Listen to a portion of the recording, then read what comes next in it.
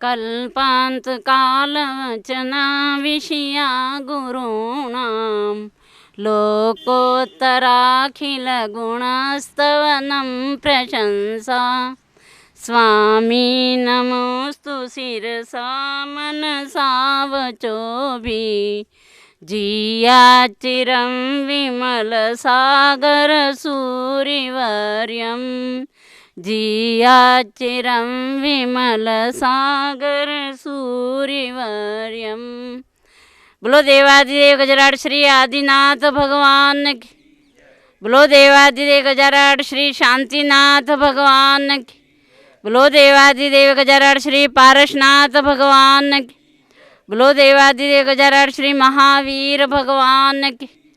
परम पूज्य आचार्य श्री शांति सागर जी महाराज की। परम पूज्य आचार्य श्री विमल सागर जी महाराज की जय। गुरु की महिमा वर्णी न जाय, गुरु नाम जपो मन वचन काय। गुरुओं का उपकार असीम होता है। धर्म के मार्ग को बतलाने वाले गुरु होते हैं।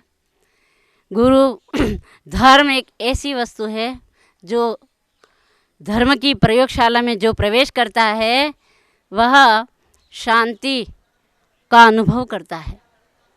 आचार्य श्री ने हमारे ऊपर असीम कृपा करी। हम दोनों आर्यिका आचार्य श्री के शिष्या हैं।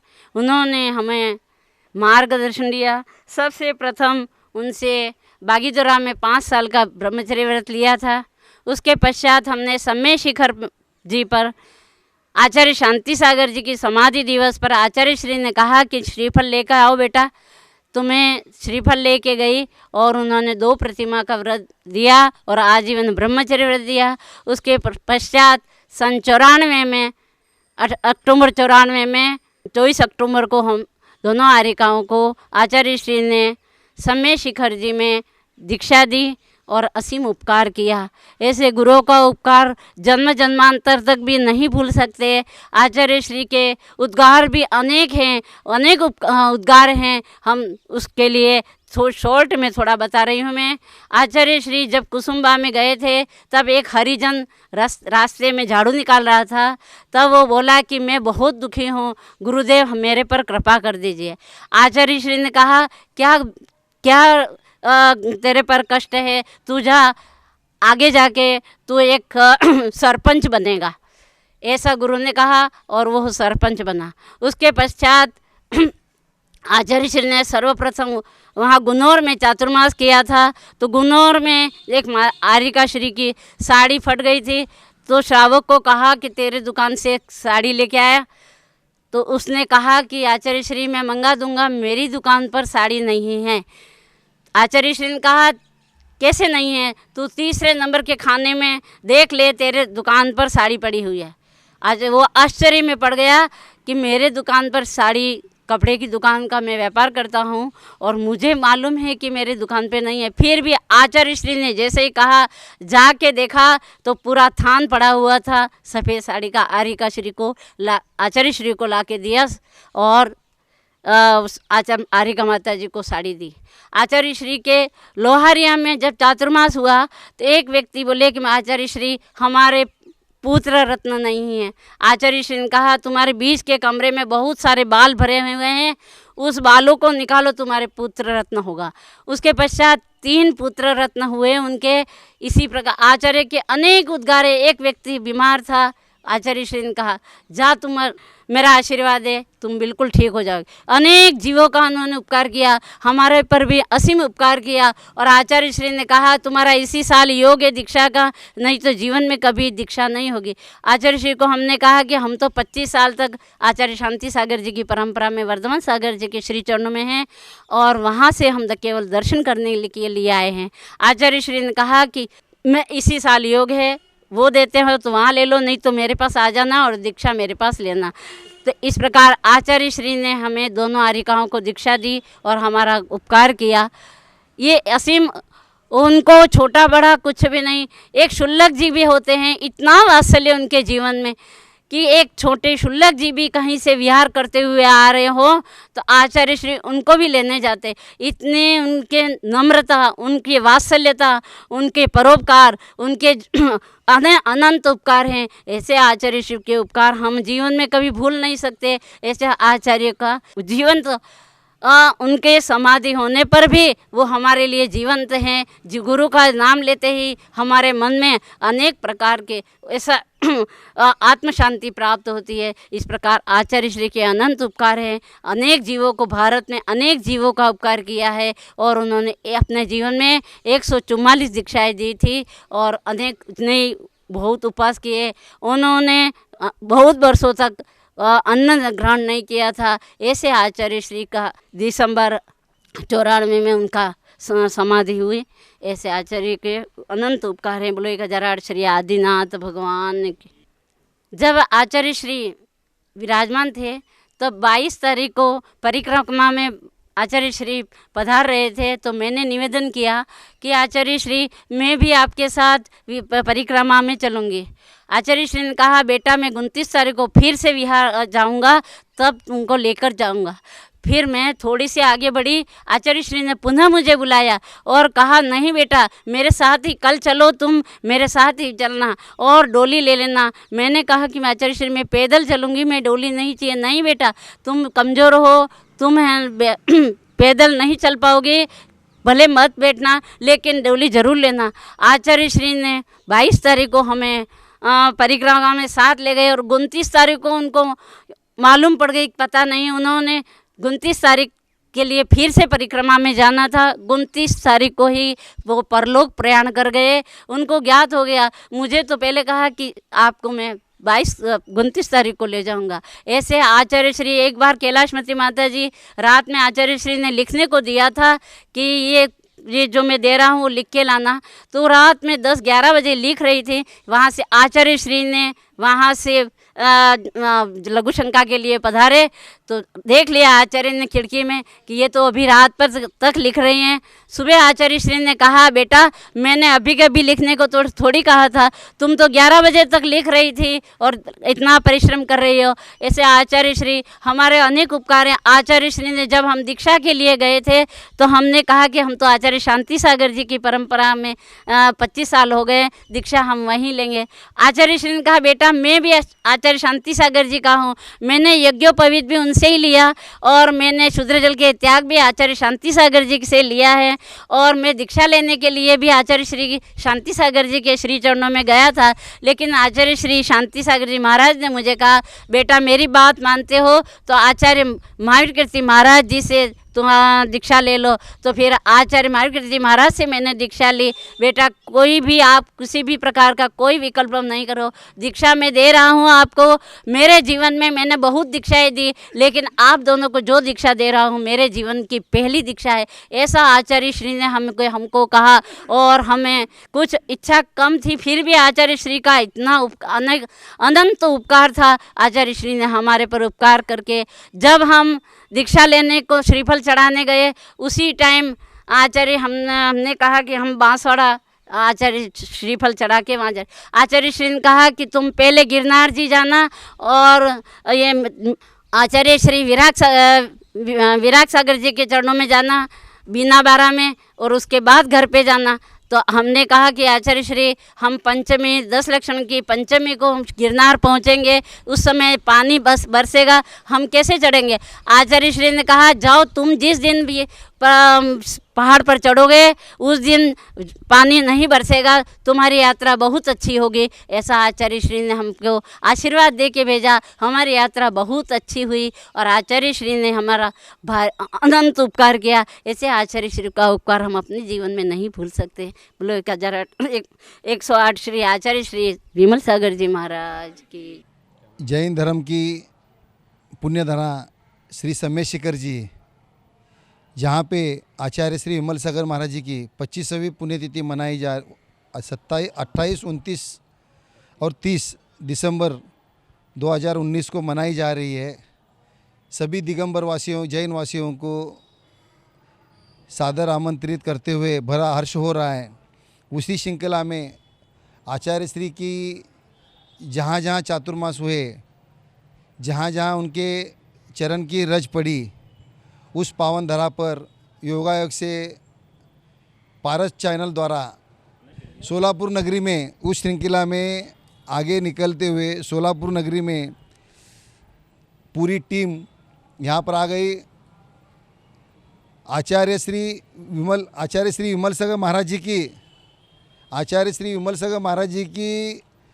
1981-80 में चातुर्मास सोलापुर नगरी में हुआ था। उसके पूर्व 1968 का जो महामस्तकाभिषेक हुआ था, महामस्तकाभिषेक करते हुए सोलापुर में जो पधारे हुए थे, तो उनका पूरा समाज के हेतु बहुत ही अनुकंपा रही। गुरुदेव लगातार 2 बार चातुर्मास करते हुए 2 बार सोलापुर पुण्य नगरी में आए हुए हैं। श्री श्राविका संस्थान नगर द्वारा आचार्य श्री की प्रतिमा यहाँ विराजमान हुई है। आचार्य श्री प्रथमाचार्य शांति सागर महाराज जी एवं आचार्य श्री विमल सागर महाराज जी की प्रतिमा, भगवान महावीर भगवान की प्रतिमा एवं श्राविका आश्रम, महिला आश्रम एवं जूनियर कॉलेज एवं सोलापुर में पूरे परिसर में करीबन 30,000 लोग बच्चे यहाँ पर पढ़ते हैं। और आचार्य श्री विमल सागर महाराज जी के पावन आशीर्वाद से ये पूरा कार्य चल रहा है। आचार्य श्री की हमारी जो पद्मश्री सुमतीबाई शाह, इनके ऊपर जो आशीर्वाद है, उसी अनुकंपा में करीबन श्राविका आश्रम के संस्थान नगर में करीबन 5,000 बच्चे यहाँ पर स्कूल में पढ़ते हैं। यहाँ पर श्रीमान RK जैन मुंबई द्वारा आचार्य श्री की प्रतिमा विराजमान की हुई है। साथ ही त्यागी भवन भी उनके परिवार की ओर से बनाया गया है। सातशा हम उन सब परिवार को और सभी को साधुवाद देते हुए धन्यवाद देते हैं कि जो समाज के लिए ये जागरूक होके समाज की ऊंचाई को बढ़ाने के लिए सभी तत्पर रहते हैं। सादर जय जिनेंद्र। आचार्य विमल सागर जी जो कि मेरे गुरु ही नहीं अपितु पिता तुल्य हैं। हालांकि वो आज इस संसार में नहीं है, परंतु उनका आशीर्वाद मेरे ऊपर जब भी था और आज भी बना हुआ है।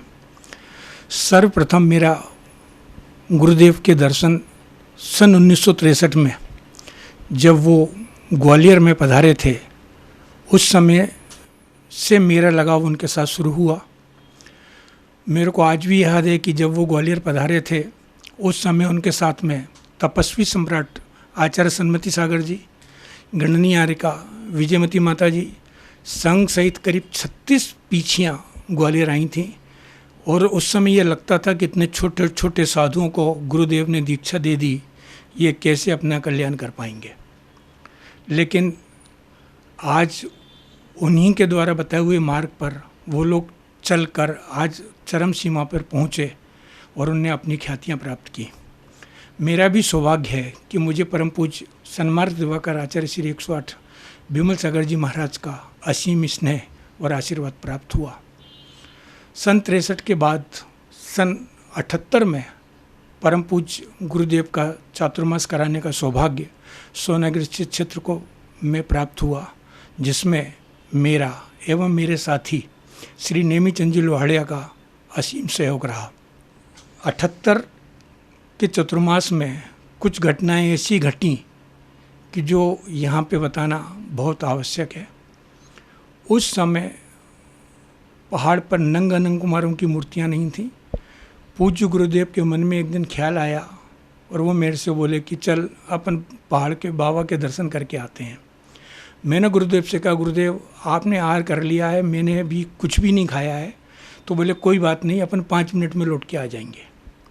और मेरे को पकड़ के पहाड़ पे ले गए। हम दोनों पहाड़ पे चढ़ रहे थे कि ऊपर से एक गुरु भक्त महाराज के थे, वो उतर के आ रहे थे। वो इंजीनियर थे। उनने महाराज से कहा कि महाराज जी आप तो अभी आहार कर रहे थे, इसलिए मैं पहाड़ पे दर्शन करने आ गया, अब आप पहाड़ पे जा रहे हो। तो बोले तू भी चल। रास्ते चलते चलते उनने गुरुदेव ने उन इंजीनियर साहब से कहा कि देख कैसी विडंबना है कि ये क्षेत्र जिनके नाम से जाना जाता है और आज उन्हीं की यहाँ मूर्तियाँ स्थापित नहीं हैं। तो उस व्यक्ति ने छूटते से कहा, गुरुदेव जैसी आपकी मर्जी, एक मूर्ति मेरी तरफ से। पहाड़ से दर्शन करके लौटे तो श्री पन्नालाल जी आए दीमापुर वाले, और वो भी बोले कि गुरुदेव आप इस टाइम पहाड़ पे, तो उनने भी वृत्तांत सुना और तो उनने दूसरी मूर्ति देने की स्वीकृति प्रदान कर दी। तो 5 से 10 मिनट के अंदर आचार्य श्री ने नंग और अनंग कुमारों की दोनों मूर्तियों की स्वीकृतियाँ लेके और अतिशीघ्र काम चालू करा दिया। यह एक ऐसी घटना है कि जो सोचते ही बनती है कि गुरुदेव जानते थे कि मेरे को ये काम करना है, फिर भी उनने एक बहाना ढूंढा पहाड़ पे जाने का। ये काम हुआ। इसके बाद फिर गुरुदेव का विहार हो गया। फिर सन 88 में गुरुदेव का वापस आगमन सोनागढ़ क्षेत्र पे हुआ। उस समय में गुरुदेव के मन में फिर एक विचार उत्पन्न हुआ कि इस पहाड़ पे 24 का निर्माण होना चाहिए, और उनने श्रुत स्कंद और 24 का निर्माण की भूमिका बनाई, जो आज हम सबके सामने है। सन 78 के चतुर्मास के बाद में उनकी स्मृतियों को चिरस्थायी रखने के लिए संघ की संचालिका चित्रा वाई जी ने एक सरस्वती भवन आचार्य श्री के आदेशानुसार निर्माण कराया, जो आज वहाँ विद्यमान है। 78-79 के 2 चतुर्मास एवं 88, 89, 90, 91 ये 4 चतुर्मास एक साथ गुरुदेव ने सिद्ध क्षेत्र सोनागिर की 20 पंथी कोठी में स्थापित किए थे। तदुपरांत सन 98 में उन्हीं के परम शिष्य, जो आज आचार्य चित्त सागर जी के नाम से जाने जाते हैं, का चतुर्मास सोनागिर में हुआ, और उनकी भावना गुरुदेव का नाम चिरस्थायी करने के लिए एक चरण छत्री का निर्माण करने की हुई, जो सन 1998 में उनके द्वारा स्थापित की गई, जो आज पहाड़ पे चंद्रप्रभु मंदिर से पहले विराजमान है। 20 पंथी कोठी स्थित बाबा चमत्कारी बाबा का जो स्थान है, ये स्थान किसी ज़माने में यहाँ स्टोर के रूप में यूज होता था।